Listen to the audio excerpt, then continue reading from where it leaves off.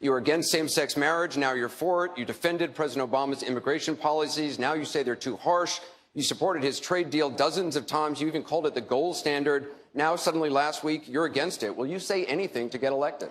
Well, actually, I have been very consistent over the course of my entire life. I have always fought for the same values and principles.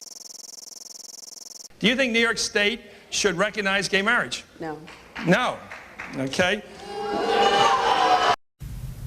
I believe that marriage is not just a bond, but a sacred bond between a man and a woman. I have not supported same-sex marriage. I have supported civil partnerships and contractual relationships. I support marriage for lesbian and gay couples. I support it personally and as a matter of policy and law. So you're saying your opinion on gay marriage changed, or you changed your mind? I have to say, I think you are being very persistent, but you are playing with my words and playing with what is such an important issue. I'm just trying to clarify so I can understand. No, I don't think you are trying to clarify. I think you're trying to say that, I used to be opposed and now I'm in favor and I did it for political reasons, and that's just flat wrong. So let me just state what I feel like you are implying and repudiate it. I have a strong record. I have a great commitment to this issue, and I am proud of what I've done and the progress we're making. Yeah, I'm sorry, I just want to clarify what I was saying. No, I was saying that you maybe really believed this all along, but, believed in gay marriage all along, but felt for political reasons America wasn't ready yet and you couldn't say it. That's what I was thinking. No, that is not true. It really is great how long you've supported gay marriage. Yes. I could have supported it sooner. Well, you did it pretty soon. Yeah. Could have been sooner. Fair point. Just in July, New Hampshire, you told the crowd you, quote, take a backseat to no one when it comes to progressive values. I take a backseat to no one when you look at my record and standing up and fighting for progressive values. Last month in Ohio, you said you plead guilty to, quote, being kind of moderate and center. Do you change your political identity based on who you're talking to? No, I think that, like most people that I know, I have a range of views, but they are rooted in my values and my experience. I get accused of being kind of moderate and center. I plead guilty. Just for the record, are you a progressive or are you a moderate? I'm a progressive. Going through the emails, there were over 60,000 in total sent and received. About half were work-related and went to the State Department, and about half were personal, that were not in any way related to my work. When you speak to the public, you say, I turned over everything.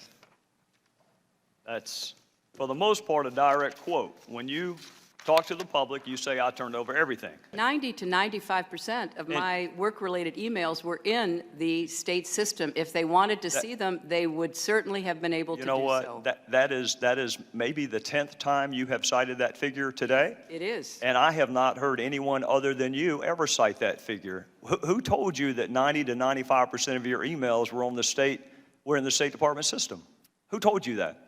We learned that from the State Department in their analysis of the emails that were already on the system. The Inspector General report found that less than 1% of State Department emails, record emails, were captured.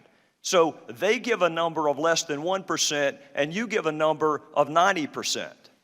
I have absolute confidence that everything that could be in any way connected to work is now in the possession of the State Department. This pile represents the emails that you sent or received about Libya in 2011, from February through December of 2011. This pile represents the emails you sent or received from early 2012 until the day of the attack.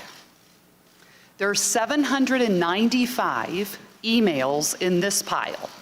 We've counted them. There are 67 emails in this pile in 2012. And I'm troubled by what I see here. I can only conclude by your own records that there was a lack of interest in Libya in 2012. The server contains personal communications from my husband and me. Only time I got on the internet, I did 2 emails, and I ordered Christmas presents from a reservation. Otherwise, I found people said embarrassing things on emails. I didn't want to be one of them.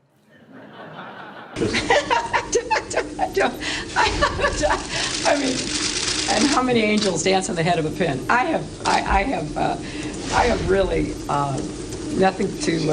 I mean, how do you answer that? I represented Wall Street as a senator from New York, and I went to Wall Street in December of 2007, before the big crash that we had, and I basically said, cut it out. Quit foreclosing on homes. Quit engaging in these kinds of speculative behaviors. Now, who's exactly to blame for the housing crisis? I think there's plenty of blame to go around. Home buyers who paid extra fees to avoid documenting their income should have known they were getting in over their heads. Of course, we have to deal with the problem that the banks are still too big to fail. We can never let the American taxpayer and middle-class families ever have to bail out the kind of speculative behavior that we saw. But we also have to worry about some of the other players. AIG, a big insurance company, Lehman Brothers, an investment bank. There's this whole area called shadow banking. That's where the experts tell me the next potential problem could come from. So I'm with both Senator Sanders and Governor O'Malley in putting a lot of attention onto the banks. And the plan that I have put forward would actually empower regulators to break up big banks. I represented New York, and I represented New York on 9/11. When we were attacked, where were we attacked? We were attacked in downtown Manhattan, where Wall Street is. I did spend a whole lot of time and effort helping them rebuild. That was good for New York, it was good for the economy, and it was a way to rebuke the terrorists who had attacked our country. 9/11 was bad. I agree with that. Time and time again, you hear one thing in speeches, and then you see a campaign that has the worst kind of tactics, reminiscent of the same sort of Republican attacks on Democrats. Well, I am here to say that it is not only wrong, but it is undermining core democratic principles. Since when do Democrats attack one another on universal health care? I've looked at the legislation that Senator Sanders has proposed, and basically he does eliminate the Affordable Care Act, eliminates private insurance, eliminates Medicare, eliminates Medicaid, TRICARE, Children's Health Insurance Program. Just because Senator Obama chose not to present a universal health care plan does not give him the right to attack me because I did. So let's have a real campaign. Enough with the speeches and the big rallies and then using tactics that are right out of Karl Rove's playbook. This is wrong, and every Democrat should be outraged. The Democratic Party in the United States worked since Harry Truman to get the Affordable Care Act passed. So shame on you, Barack Obama. It is time you ran a campaign consistent with your messages in public. Hillary Clinton's attempt to tout her foreign policy experience hounded her again on the campaign trail today. I made a mistake in describing it. She claimed she misspoke last week and was sleep deprived when she described landing under sniper fire in Tuzla, Bosnia, something that didn't happen. But CBS News has found several times in the past few months when Senator Clinton used the Bosnia trip to try to show her international experience. December in Iowa. We landed in one of those corkscrew landings and ran out because they said there might be sniper fire. I don't remember anybody offering me tea on the tarmac when that was happening. Then in February. The welcoming ceremony had to be moved inside because of sniper fire. And last week. I remember landing under sniper fire. We basically were told to run to our cars. Now that is what happened. Differing accounts of your trip to Bosnia, and I'm wondering if you can clarify. I know you recall, ducking under sniper fire, and Sinbad in his account, who's on the trip, he said that the most dangerous part was remembering where he was going to eat next. He's a comedian, Jeff. He's a comedian. So you actually recall, hearing gunfire, and were you when we were flying into Bosnia, we came in a evasive maneuver. There was no greeting ceremony. And we basically were told to run to our cars. Now, that is what happened. After CBS News video showed what really happened when she landed and greeted officials, Senator Clinton maintained there were risks, but explained to the Philadelphia Daily News why she was seen on the Bosnian tarmac greeting a young child if it was really so dangerous. I was also told that the greeting ceremony had been moved away from the tarmac, but that there was this 8-year-old girl, and I said, well, I can't rush by her. I've got to at least greet her. So I greeted her, I took her stuff, and I left. Now that's my memory of it. Good to see you. Once again, her memory doesn't match our videotape. She and her daughter Chelsea lingered on the tarmac to greet U.S. military officials, took photos. There was the group of 7th graders on the tarmac, too. And then Senator Clinton walked to the armored vehicle where she did eventually duck and enter.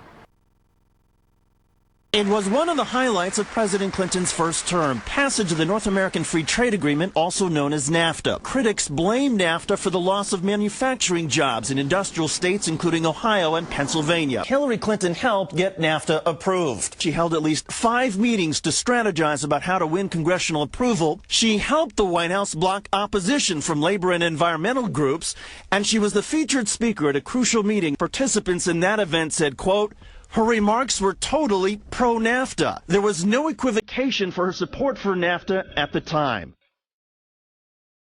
You know, I have been a critic of NAFTA from the very beginning. My concerns about NAFTA expressed years ago have been well documented and verified. I didn't have a public position on it. I have spoken consistently against NAFTA. And if you look at what I have been saying, it has been consistent. I have been consistent. You can go back and look at from the very beginning. I was one of the voices in the administration warning about NAFTA. You said it was good on balance for New York and America in 2004, and now you're in Ohio, and your words are much different, Senator. The record is very clear. Well, you don't have all the record, because you can go back and look at what I've said consistently.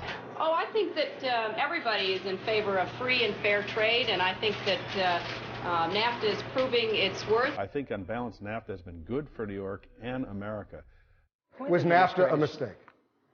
NAFTA was a mistake to the extent that it did not deliver on what we had hoped it would. Your opponents are saying that that's really part of a larger pattern with you, that you often avoid taking firm positions on controversial issues.